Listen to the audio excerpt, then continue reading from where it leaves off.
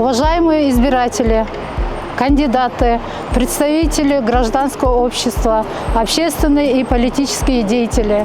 Одним из главных новшеств предстоящих досрочных парламентских выборов, назначенных на 30 ноября, станет дистанционное голосование. Эта система введена для того, чтобы создать максимальные удобства и условия для наших избирателей. Благодаря дистанционному голосованию вы сможете проголосовать на любом участке за пределами своего округа или за рубежом, если не сможете явиться по месту постоянной регистрации.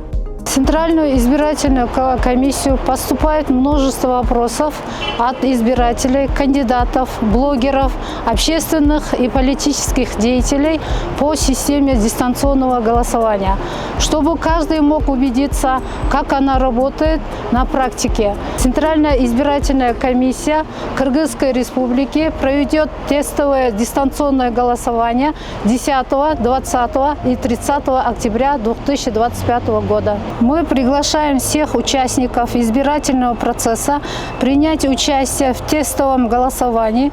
Вы сможете прийти на любой участок и лично протестировать новую систему. Давайте вместе опробуем новшество, которое сделает предстоящие парламентские выборы еще более открытыми, современными и удобными.